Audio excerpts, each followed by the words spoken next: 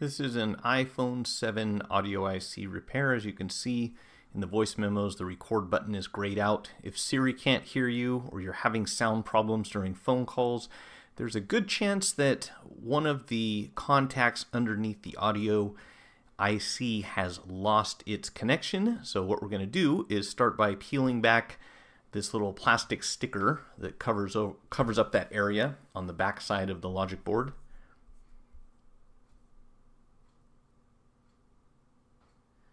And I like to start this with a razor blade. Some people don't like the idea of using a razor blade. I'll remind everyone this one has been slightly dulled down, so it's a little less likely you're going to slice through something accidentally. And I really only use it to get started. And once you do, after you've applied some heat, it's pretty easy to peel these off in one piece so that you can put them back on after you finish. Of course, the heat also helps you to reapply the sticker. We'll set our heat sink down on the NAND, and then we're going to come in with some heat. I did apply a small amount of flux earlier. I'm not doing that quite as often anymore. It's really still kind of questionable as to whether or not that makes a difference when you're removing something, but I imagine it really can't hurt, and we're going to put some flux on here once we get this thing off anyways. So it did take me probably, I want to say, about a good 45 seconds or so to heat this off. On my hot air station, I come in pretty close, so I've got my temperature set at 375 and my airflow is at 30. That will, of course, vary according to the equipment that you're using and how far away from the board you're working. So you notice that I do get into the camera here quite a bit because I've got this thing really up close, and that seems to work for me. You know, people have different techniques, but I prefer to try to isolate the heat as much as possible so that we don't warm up anything else in the process. Now, once this comes off, and if I didn't mention it, I usually look for a slight wiggling motion left and right before I actually lift the chip. We don't want to pull this thing off. We want it to just kind of almost come off on its own with very little effort. And then we'll go ahead and apply some flux here, and I'm going to put a ball of solder on the end of my iron.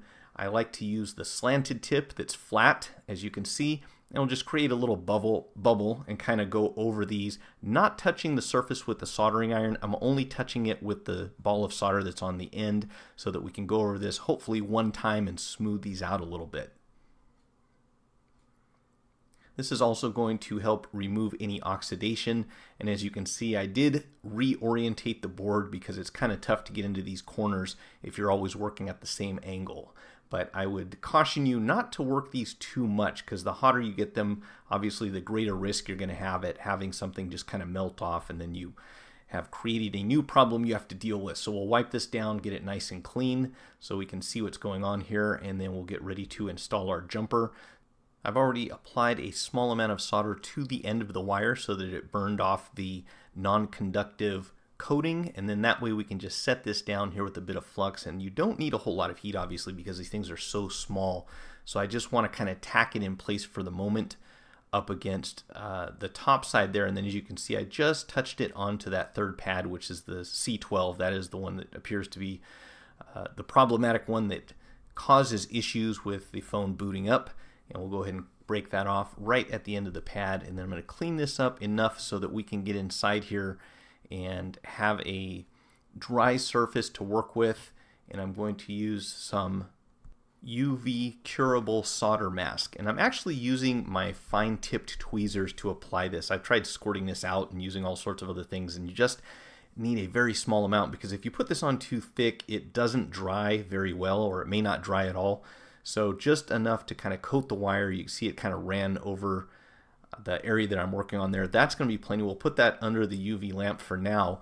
And meanwhile, we're going to clean up this chip. So we will put some flux down and get a soldering iron and just kind of go over this very lightly. We don't want to spend a lot of time with heat on this, obviously, but we want to get these pads somewhat evened out. And again, hopefully remove any oxidation that's on the surface so that when we apply the new solder, it will stick and we won't have any problems with this developing over time.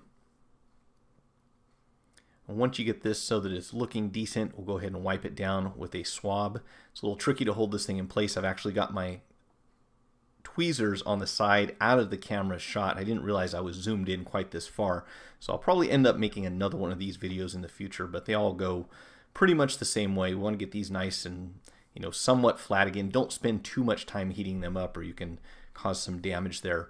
Once you do get it to where you're satisfied, we'll put this face up on a piece of Kapton. I don't always do that anymore. I did it quite a bit in the past, and I'm finding I don't really think that that's necessary. But if it helps to hold it up against the stencil that you're using, go ahead and do that. I've since started using the 3D stencils, and they're a little easier to work with, but with some practice here, I think you can get to the point where you don't really need to have that thing taped against the back. And as you can see, I did put a small amount of flux, even though the solder paste is supposed to have flux in it. I find that if you put a small amount of flux down before you apply this, it makes the chip a lot easier to remove. So I'm just going to work this into the holes so that everything is filled up nice and evenly. We want to make sure we have the same amount of solder paste in every hole. Otherwise, you're going to have to go back and redo these and remove or add here and there, and that just adds to the time on your project. So once you've got it somewhat evened out, we want to scrape off everything from the surface of the stencil so that none of that stuff runs into those holes, because what you'll end up is having a couple of these balls that are bigger than the other, and they're not obviously going to make the chip sit unevenly. And again, adding to the time on your project where you have to take that off, go in, smooth it out, and put it back on, and it's just repeat the whole process for all practical purposes. Now I turned my heat down to 325. I've still got my airflow on 30 here, and again, what you want to do is heat these nice and slow and evenly, and just kind of work your way across. And as soon as they melt, you can stop with the heat. It doesn't take a whole lot to get these to melt, and then wait until they turn back to sort of an opaque color so that you know that they've fully cooled down. Take your fine tip tweezers, and if you push on a couple of these holes, the chip should fall right out. If it doesn't, it's probably melted to the stencil, or you didn't have enough flux. I mean, it would take an entire video for me to really describe this process in detail, and I'll probably end up doing that later on. But for now, I just wanted to demonstrate the removal, running the jumper, and then reinstalling the IC. And yes, the audio IC is typically not damaged unless something happened, or it's, the phone's got severe physical damage, or you broke it in the process of taking it off. So you should be able to reuse this. If you take a look at the adjacent components, you can kind of get an idea of how to align this thing pretty close to where it needs to sit, and we want to make sure that it is in the right position and in the right orientation, of course. And if you heat this up a little bit as you're sort of manipulating it, moving it around, you'll find that it'll sort of stick at a certain point. And when it does, you shouldn't need the tweezers as much until it finally settles, and then you just do a slight movement to make sure it's sitting on top of the balls properly. So we're just going to continue to heat this for a couple more seconds, and you can see it's pretty much lining up at this point. You'll want to watch here. I know I'm sort of blocking the camera a bit, so I'm going to show this twice, but watch the chip. If you didn't see it wiggle just now, I put it in slow motion for a second take, and you see it just shift there. And when it does, that was because it sat down on the balls. I gave it a small nudge to make sure that it bounced back into position, and now we are aligned properly. So we'll go ahead and clean all of this up. It's much easier to get the flux off, obviously, when the board's a little warm. Once it cools, it gets kind of sticky. So I would do that as soon as possible. All right, so here is our cool looking red iPhone, and we'll try voice memos again. Testing 1, 2, 3, 4, 5. All right, looks like we're recording. Let's go ahead and play that back on the speaker. Well, you can't hear that, can you? There we go. Let's try that again. Testing 1, 2, 3, 4, 5. All right, so that is good. And what else do we have?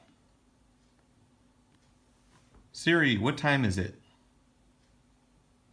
I wish I could help, but you don't seem to be connected to the internet.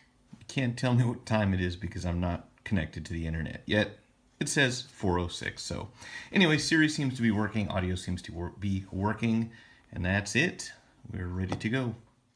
If you found the video helpful, be sure to hit the like button, subscribe, and check out our weekly Tech Talk live stream. Have a great one, and thanks for watching.